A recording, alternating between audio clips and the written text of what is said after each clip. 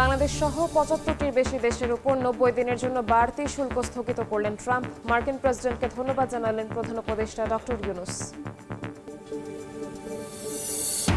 Bharat transshipment বাতিল করলেও বাংলাদেশ থেকে নেপাল, ভুটানে পণ্য রফতানিতে প্রভাব পড়বে না জানালো ভারতীয় পররাষ্ট্র মন্ত্রণালয়। প্রযোজ্য হবে বন্দর ব্যবহারে।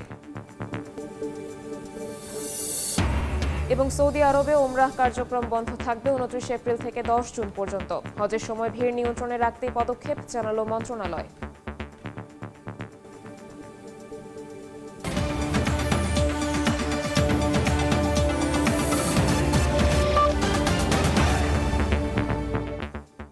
আন্তর্জাতিক সময়ের সঙ্গে আছি আমি শবনব নিবিড়। বাংলাদেশ সহ বিশ্বের ৭৫টি বেশি দেশের জন্য ৯০ দিন শুল্ক স্থগিত করেছে যুক্তরাষ্ট্র। সামাজিক যোগাযোগ মাধ্যমে দেয়া পোস্টে বিষয়টি নিশ্চিত করেছেন মার্কিন প্রেসিডেন্ট ডোনাল্ড ট্রাম্প। তবে চীনের উপর শুল্ক হার ১০৪% থেকে বাড়িয়ে ১২৫ করার ঘোষণাও দেন তিনি। এদিকে ৩ মাসের জন্য শুল্ক স্থগিত করায় মার্কিন প্রেসিডেন্টকে ধন্যবাদ জানিয়েছেন অন্তর্বর্তী সরকারের প্রধান উপদেষ্টা doctor Mohammad Yunus. New York থেকে হাসানুজ্জামান সাকির রিপোর্ট।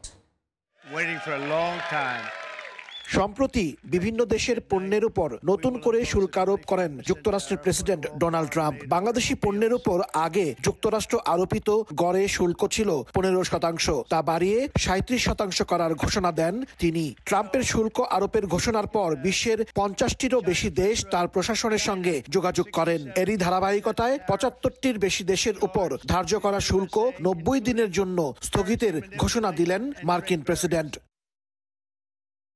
বুধবার সামাজিক যোগাযোগ মাধ্যম ট্রুথ সোশ্যালে এক পোস্টে ট্রাম্প বলেন ৯০ দিনের জন্য পাল্টা শুল্ক স্থগিত করেছেন তিনি। তবে এই সময়ে ১০% শুল্ক কার্যকর থাকবে। একই সঙ্গে মার্কিন প্রেসিডেন্ট বলেন বিশ্ববাজারের প্রতি চীনের যে অসম্মান তার ভিত্তিতে চীনের উপর আরোপিত শুল্ক এখন থেকে ১২৫% হবে, যা সঙ্গে সঙ্গে কার্যকর হবে।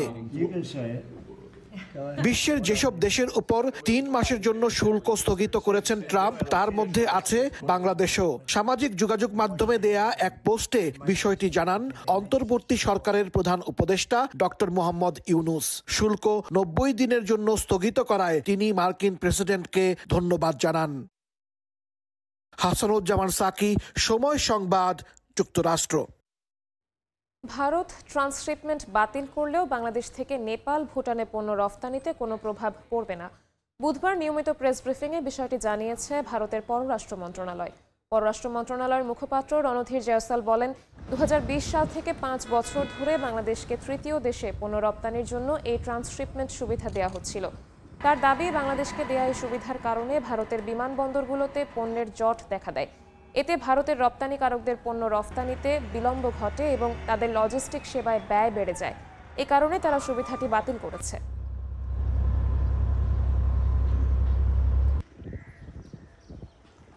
বাংলাদেশ on the transshipment বাংলাদেশে বর্ধিত ট্রান্সশিপমেন্ট সুবিধার ফলে আমাদের বিমানবন্দর এবং বন্দরে উল্লেখযোগ্য জট দেখা দিয়েছে। লজিস্টিক বিলম্ব এবং উচ্চ খরচের কারণে আমাদের নিজস্ব রপ্তানি বাধাগ্রস্ত ছিল। তাই সুবিধাটি ৮ এপ্রিল ২০২৫ থেকে প্রত্যাহার করা হয়েছে। আমি কিছু রিপোর্ট দেখেছি। এই পদক্ষেপগুলো ভারতীয় ভূখণ্ড দিয়ে নেপাল ও ভুটানে বাংলাদেশের রপ্তানিকে প্রভাবিত করবে না। ভারতে কার্যকর হয়েছে বিতর্কিত ওয়াকফ আইন। সংশোধিত আইনটি ঘিরে বিরোধী দল কংগ্রেস তোষণের রাজনীতি করছে বলে অভিযোগ তুলেছেন প্রধানমন্ত্রী নরেন্দ্র মোদী। যদিও ওয়াকফ আইন বাতিলের দাবিতে আন্দোলন দেশ জুড়ে ছড়িয়ে পড়েছে। পশ্চিমবঙ্গের মুর্শিদাবাদে নিরাপত্তা বাহিনীর সঙ্গে সংঘর্ষ হয়েছে বিক্ষোভকারীদের। বিতর্কিত ওয়াকফ আইন নিয়ে উত্তেজনা বাড়ছে ভারতে। মঙ্গলবার সংশোধিত আইনটি কার্যকর হওয়ার প্রতিবাদে মণিপুরের রাজধানী ইম্ফলে বিক্ষোভ বের করে মুসলিম সংগঠনগুলো। অবিলম্বে আইনটি বাতিলের দাবি জানান আন্দোলনকারীরা। এদিন রাতে পশ্চিমবঙ্গের মুর্শিদাবাদে বিক্ষোভকারী ও নিরাপত্তা বাহিনীর মধ্যে সংঘাত হয়। পুলিশের গাড়িতে আগুন লাগানোর পাশাপাশি বেশ কিছু স্থাপনায় ভাঙচুর চালায় বিক্ষোভকারীরা। স্থানীয় গণমাধ্যম জানায় আন্দোলনকারীরা মহাসড়ক অবরোধের চেষ্টা করলে বাধা দেয় পুলিশ। পরে উভয়ের মধ্যে সংঘাতের ঘটনা ঘটে। বুধবার সকাল থেকে থমথমে পরিস্থিতি বিরাজ করছে। পরিস্থিতি মোকাবেলায় নিরাপত্তা বাহিনীর সদস্য মোতায়েন করা হয়েছে। ওয়াকফ আইন ঘিরে যখন উত্তেজনা বাড়ছে ঠিক তখন এর প্রশংসা করলেন নরেন্দ্র মোদী। ওয়াকফ সংশোধনীকে চমৎকার আইন হিসেবে আখ্যায়িত করেন ভারতের প্রধানমন্ত্রী। এদিনও বিরোধীদের নিশানা করেন তিনি, বলেন আইনটি নিয়ে তোষণের রাজনীতি করছে কংগ্রেস। চলতি মাসে বাজেট অধিবেশনের একেবারে শেষ পর্বে পার্লামেন্টের উভয় কক্ষে দীর্ঘ আলোচনার পরে পাশ হয় বিতর্কিত ওয়াকফ বিলটি, যা নিয়ে ভারত জুড়ে বিতর্ক চলছে। বিরোধী দল ও ইসলামিক সংগঠনগুলোর দাবি, ভারতীয় সংবিধানে মুসলমানদের সম্পত্তির উপর অধিকার দুর্বল করার জন্য এই বিল পাশ করেছে বিজেপি সরকার। রাহানুল রানা, সময় সংবাদ। হজ মৌসুমের কারণে আগামী 29 এপ্রিল থেকে 10 জুন পর্যন্ত উমরাহ কার্যক্রম সাময়িকভাবে স্থগিত করেছে সৌদি আরব। কেবলমাত্র হজ পারমিটধারীরাই পাবেন উমরাহ করার অনুমতি। হজ ব্যবস্থাপনার সুবিধার্থে এবং পবিত্র স্থানগুলোতে ভিড় নিয়ন্ত্রণে রাখতে এমন সিদ্ধান্ত নেওয়া হয়েছে বলে জানিয়েছে দেশটির হজ ও উমরাহ মন্ত্রণালয়। সৌদি আরব থেকে আরিফুর রহমানের রিপোর্ট।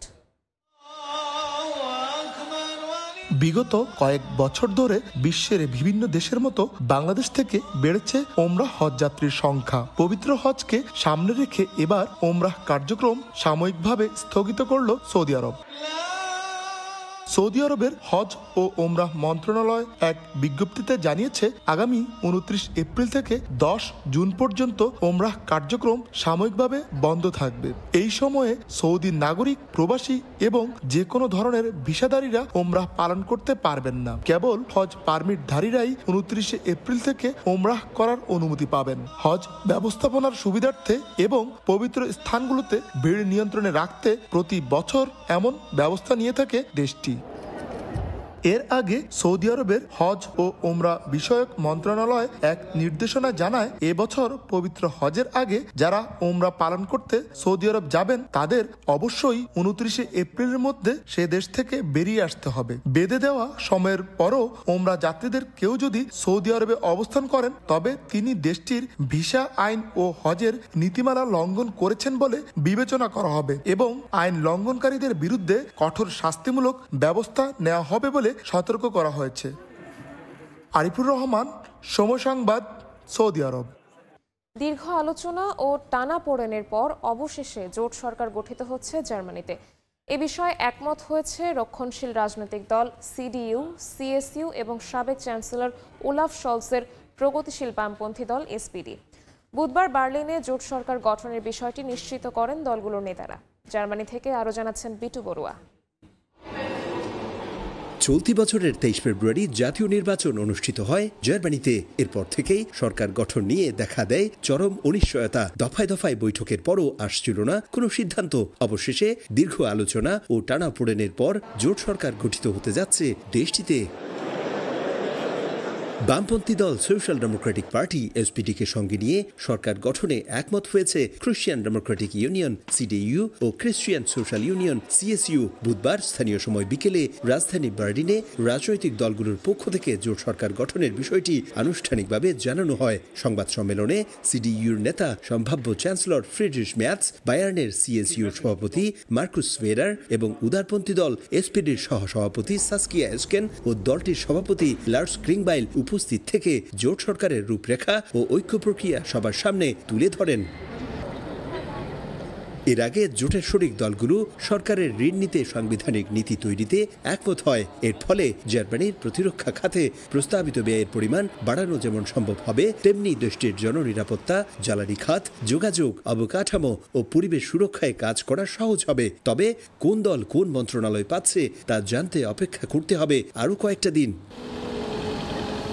জার্মানির রাজনীতি ও অর্থনীতিবিদরা বলছেন, এই মুহূর্তে জোট সরকার গঠনের ঘোষণা দেশটির অর্থনীতির জন্য যেমন গুরুত্বপূর্ণ তেমনি ইইউর জন্য তাৎপর্যপূর্ণ।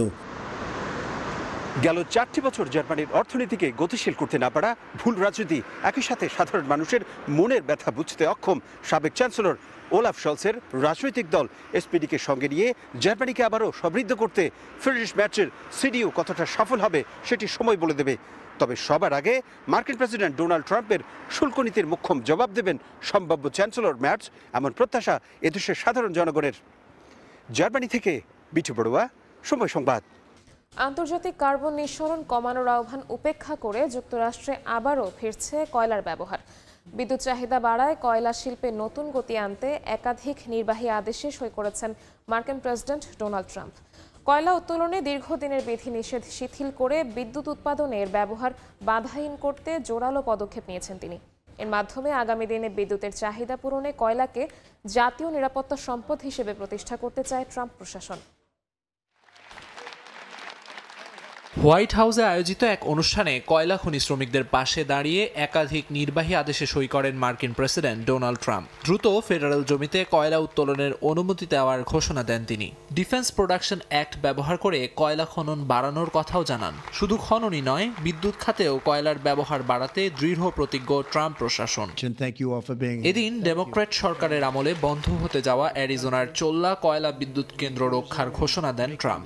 এছাড়া রাজনৈতিক পালাবদল হলেও ভবিষ্যতে যেন কোনো কয়লা ভিত্তিক বিদ্যুৎ কেন্দ্র বন্ধ করা না হয় সেই প্রতিশ্রুতিও দেন তিনি। আমরা এমন একটা নিশ্চয়তা দিতে চাই যেন ভবিষ্যতে কোনো লিবারেল প্রেসিডেন্ট এসে কয়লা বিদ্যুৎ কেন্দ্র বন্ধ করে না দিতে পারে। শত শত কোটি ডলার বিনিয়োগ করে প্লান্ট বানানো হয়, অথচ সরকার বদলেই তা বন্ধ হয়ে যায়। এটা আর চলবে না। নতুন নির্বাহী আদেশ অনুযায়ী এখন থেকে কয়লা উত্তোলনে বাধা হয়ে দাঁড়ায় এমন কোনো নীতিমালা গ্রহণ করা হবে না। পাশাপাশি অন্তত 47টি কোম্পানিকে জরুরি ভিত্তিতে কয়লা উৎপাদনের অনুমতি দেওয়া হয়েছে ওই আদেশে। হোয়াইট হাউস সূত্র জানায়, স্টিল তৈরিতে ব্যবহৃত কয়লাকে ক্রিটিক্যাল মিনারেল হিসেবে ঘোষণার পথেও এগোচ্ছে ট্রাম্প প্রশাসন। এর ফলে জরুরি ক্ষমতা প্রয়োগ করে উৎপাদন বাড়ানো সহজ হবে। রাজ্য বা স্থানীয় সরকারের কয়লা খাত বিরোধী সব নিয়মের বিরুদ্ধে ব্যবস্থা নিতে মার্কিন বিচার বিভাগকে নির্দেশনা দেওয়া হয়েছে নতুন নির্বাহী আদেশে। যুক্তরাষ্ট্রে বর্তমানে কয়লা নির্ভর বিদ্যুৎ উৎপাদন নেমে এসেছে 20% নিচে। তবে কৃত্রিম বুদ্ধিমত্তা, বৈদ্যুতিক যান ও ক্রিপ্টো মাইনিং বৃদ্ধির ফলে প্রতিনিয়তই বাড়ছে বিদ্যুতের চাহিদা। এ সুযোগে কয়লা শিল্পে ফের গতি আনতেই নতুন নির্বাহী আদেশ দেন ট্রাম্প। এই ঘোষণা আসতেই বাজারে ইতিবাচক সাড়া মিলেছে। পিবডি ও কোর ন্যাচারাল রিসোর্সেস সহ বড় বড় কয়লা কোম্পানির শেয়ারের দাম বেড়েছে 9% মতো। যদিও বিশেষজ্ঞদের মতে জলবায়ু পরিবর্তন নিয়ে বৈশ্বিক উদ্বেগকে একপাশে সরিয়ে কয়লার যথেচ্ছ ব্যবহারের প্রভাব দীর্ঘমেয়াদে কেমন হবে তা এখনও স্পষ্ট নয়। আমিরুল ইসলাম মালিফ, সময় সংবাদ। তীব্র দাবদাহে পড়ছে ভারত, অতিষ্ঠ নয়াদিল্লিবাসী। উত্তরাঞ্চলের বিভিন্ন জায়গায় তাপমাত্রা পৌঁছেছে 40 ডিগ্রি সেলসিয়াসের ঘরে। এ অবস্থায় এসির দোকানগুলোতে ক্রেতাদের ভিড় চোখে পড়ার মতো। এদিকে দেশটির উত্তর ও পশ্চিমাঞ্চলে আগামী 2 দিনের জন্য তাপপ্রবাহের সতর্কতা জারি করেছে আবহাওয়া বিভাগ। প্রচণ্ড গরমে অতিষ্ঠ ভারতের রাজধানী নয়াদিল্লির বাসিন্দারা। সূর্যের তেজে উত্তপ্ত রাস্তাঘাট, রাস্তার ধারে শরবত পান করে কিছুটা তৃষ্ণা নিবারণের আশায় পথচারীরা। জম্মু কাশ্মীর থেকে ঘুরে এসে দিল্লির তাপমাত্রা অনেক বেশি মনে হচ্ছে। গরম একেবারেই সহ্য করা যাচ্ছে না। আমরা সানস্ক্রিন মেখেছি, যেখানে ছায়া দেখছি একটু পরপর সেখানে গিয়েই জিরিয়ে নিচ্ছি। স্থানীয় সময় বুধবার দেশটির উত্তরাঞ্চলের বিভিন্ন জায়গায় তাপমাত্রা পৌঁছায় 40 ডিগ্রির ঘরে। কানপুর শহরে তাপমাত্রা প্রায় 39 ডিগ্রি ছাড়িয়ে যাওয়ায় এসির দোকানগুলোতে ভিড় করেন অনেকে। গরম মোকাবিলায় ঐতিহ্যবাহী এবং আধুনিক পদ্ধতির দিকেও ঝুঁকছেন কেউ কেউ। গ্রামের পাশাপাশি শহরের বাসিন্দারাও প্রাকৃতিকভাবে ঠান্ডা ও সতেজ পানির জন্য মাটির হাঁড়ির দিকে ঝুঁকছেন। এতে বিক্রিও বেড়েছে ব্যাপক হারে। এদিকে দেশটির উত্তর ও পশ্চিমাঞ্চলে 2 দিনের জন্য তাপপ্রবাহের সতর্কতা জারির পাশাপাশি স্বল্প বৃষ্টিপাতের পূর্বাভাস দিয়েছে আবহাওয়া বিভাগ। মৌসুমী সাথী, সময় সংবাদ। গ্রিস জুড়ে কর্মবিরতিতে অচল হয়ে পড়েছে দেশটির যোগাযোগ ব্যবস্থা। ফেরি, ট্রেন, বাস ও উড়োজাহাজ চলাচল পুরোপুরি বন্ধ। জীবনযাত্রার ব্যয় সামলাতে মজুরি বাড়ানোর দাবিতে একদিনের ধর্মঘট পালন করছে দেশটির প্রধান শ্রমিক সংগঠনগুলো। গ্রিসের বৃহত্তম বন্দর পিরেইউসে নোঙর করা রয়েছে সারি সারি নৌযান, যেটিতে বাধা দড়িতে ঝুলছে প্রতিবাদী ব্যানার, আর তাতে লেখা লাভ নয়, চাই জীবনের নিরাপত্তা। চলমান মূল্যস্ফীতি আর বেসরকারীকরণে নাকাল নিম্ন আয়ের মানুষজন। জীবনযাত্রার খরচ বাড়লেও মজুরি বাড়ছে খুব ধীর গতিতে, এমনই অভিযোগ শ্রমিক ইউনিয়নের। 2020 সালের পরিসংখ্যানের সঙ্গে মজুরি বাড়ার হার তুলনা করলে দেখা যায় ফারাকটা দিন দিন বেড়েই চলছে। বিশেষ করে ঔষধ, বিদ্যুৎ আর স্বাস্থ্যসেবার খরচ অনেকের সাধ্যের বাইরে চলে যাচ্ছে। এথেন্সে মেট্রো স্টেশন বন্ধ, ট্রেন চলাচল পুরোপুরি থেমে গেছে। রাজধানীর রাস্তায় বাসও ছিল না। বিমানবন্দর থেকেও বাতিল হয়েছে শত শত ফ্লাইট। এতে ভোগান্তিতে পড়েছে সাধারণ মানুষ। দীর্ঘ ঋণ সংকটের পর দেশটি ঘুরে দাঁড়ালেও ন্যূনতম মজুরি ইউরোপের মধ্যে এখনও কম। সরকারি তথ্য বলছে গড় মজুরি এখনও 2010 সালের তুলনায় 10% কম। অর্থনীতিতে প্রবৃদ্ধি ফিরলেও তা সবার জীবনে প্রভাব ফেলছে না, এটাই মনে করিয়ে দেয় গ্রিসের এই শ্রমিক ধর্মঘট। নাদিম মারজান, সময় সংবাদ। ব্রিটেনের বার্মিংহামে পরিবহন ধর্মঘটে স্থবির বর্জ্য ব্যবস্থাপনা। রাস্তায় জমছে হাজার হাজার টন আবর্জনা, বেড়েছে ইঁদুরের উপদ্রব। দুর্গন্ধ আর রোগের ঝুঁকিতে বিপাকে স্থানীয় বাসিন্দারা। ব্রিটেনের দ্বিতীয় বৃহত্তম শহর বার্মিংহামে আবর্জনার স্তূপে নাকাল বাসিন্দারা। বেতন ও চাকরির নিরাপত্তা নিয়ে ইউনাইট ইউনিয়নের ডাকা ধর্মঘটে সপ্তাহব্যাপী বন্ধ রয়েছে বর্জ্য সংগ্রহ। সিটি কাউন্সিল কোনো বেতন না কেটে ন্যায্য প্রস্তাব দেওয়ার কথা জানালেও ইউনিয়নের অভিযোগ, গুরুত্বপূর্ণ পদ বাতিল হলে বহু শ্রমিকের আয়ে প্রভাব পড়বে। কর্তৃপক্ষ জানায় ধর্মঘট চলাকালে শহরের রাস্তায় জমেছে প্রায় 17,000 টন বর্জ্য। ইঁদুরের আনাগোনা, দুর্গন্ধ আর রোগের ঝুঁকিতে বিপাকে স্থানীয় বাসিন্দারা। এই সংকট ঘিরে উত্তপ্ত রাজনৈতিক অঙ্গনও। লেবার পার্টির ঘনিষ্ঠ ইউনাইট ইউনিয়ন প্রকাশ্যে সমালোচনা করছে কিয়ার স্টারমারের কঠোর অবস্থানের। দেশটির স্বাস্থ্যমন্ত্রী সতর্ক করেছেন জনস্বাস্থ্য বিপর্যয়ের আশঙ্কা নিয়ে। যদিও দুই পক্ষকে সমঝোতার পথে আসার আহ্বান জানিয়েছে সরকার। দেশটির সাধারণ মানুষ মনে করছে আবর্জনার নিচে চাপা পড়ে যাচ্ছে নাগরিক নিরাপত্তা আর রাজনৈতিক দায়িত্ববোধ। সমাধানের আশায় দিন গুনছে গোটা শহর। নাদিম মারজান, সময় সংবাদ। যুক্তরাজ্যের হাউস অব কমন্সে অল পার্টি পার্লামেন্টারি গ্রুপের আয়োজনে বাংলাদেশের গণতন্ত্র ও রাজনীতি নিয়ে বিশেষ সেমিনার অনুষ্ঠিত হয়েছে। এতে অংশ নেন ব্রিটিশ এমপি, শিক্ষাবিদ, বিশ্লেষক, রাজনীতিবিদ সহ নানা পেশার মানুষ। অনুষ্ঠানে বাংলাদেশে গণতন্ত্রের ধারা ফিরিয়ে আসার দ্বারপ্রান্তে বলে মন্তব্য করেন আগতরা। লন্ডন থেকে বিস্তারিত শোয়েব কবিরের রিপোর্টে। ব্রিটিশ পার্লামেন্টের হাউস অব কমন্সের কমিটি রুমে বাংলাদেশের গণতন্ত্র, নির্বাচন ও রাজনৈতিক দলগুলোর ভূমিকা শীর্ষক সেমিনার অনুষ্ঠিত হয়েছে। লর্ড অ্যালেক্স কার্লাইল কেসি সিবিই এর সভাপতিত্বে এতে অংশ নেন ব্রিটিশ এমপি, শিক্ষাবিদ, বিশ্লেষক, রাজনীতিবিদ সহ নানা পেশার মানুষ। এই সময় বাংলাদেশের বর্তমান প্রেক্ষাপট নিয়ে তুলে ধরেন তাদের গুরুত্বপূর্ণ মতামত। অনুষ্ঠানে প্রধান বক্তা হিসেবে উপস্থিত ছিলেন বিএনপির স্থায়ী কমিটির সদস্য ডাক্তার AZM জাহিদ হোসেন।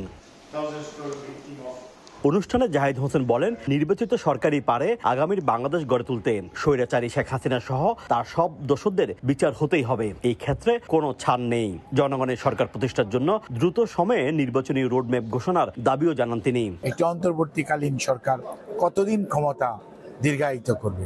কারণ ক্ষমতা তো জনগণের।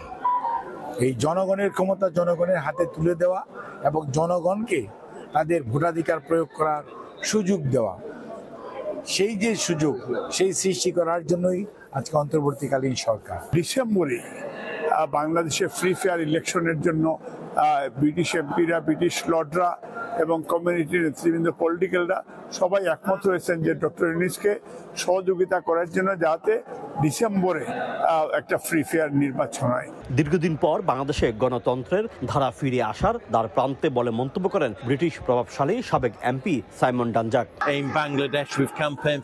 দীর্ঘদিন পর বাংলাদেশে গণতন্ত্র ফিরে এসেছে। আমি খুবই আনন্দিত যে বাংলাদেশের মানুষ স্বাধীনতা উপভোগের পাশাপাশি সাধারণ নির্বাচনের কাছাকাছি চলে এসেছে। আর এবারের ভোটে বাংলাদেশে জাতীয়তাবাদী দলের জয়ের সম্ভাবনা অনেক বেশি। সেমিনারে বক্তব্য দেন বাংলাদেশের হাইকোর্ট বিভাগের সাবেক বিচারপতি ফয়সাল মাহমুদ ফয়েজি, বিএনপির চেয়ারপারসনের উপদেষ্টা মাহিদুর রহমান, আন্তর্জাতিক মানবাধিকার কর্মী আব্বাস ফায়েজ সহ অনেকে। শোয়েব কবির, সময় সংবাদ, লন্ডন।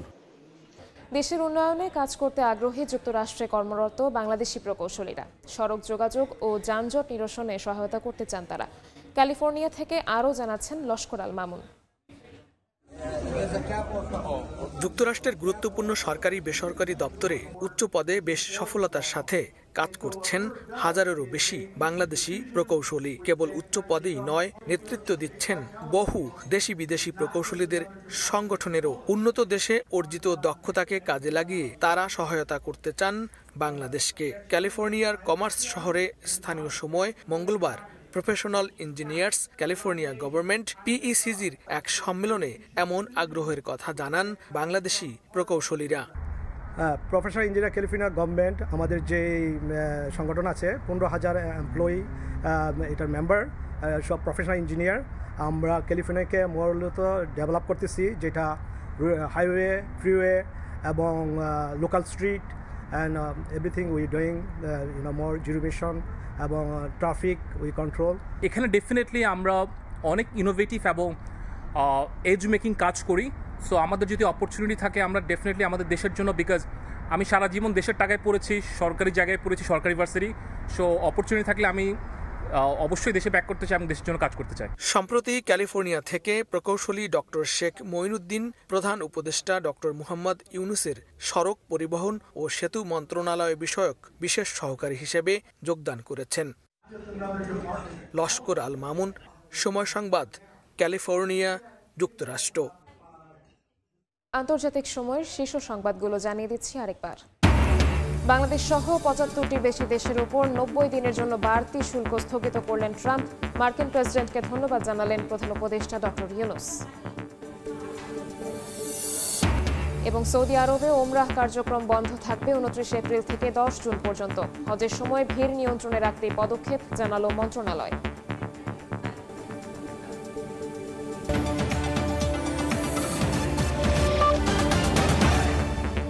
এ ছিল আন্তর্জাতিক সময়। সঙ্গে থাকুন সময়ের।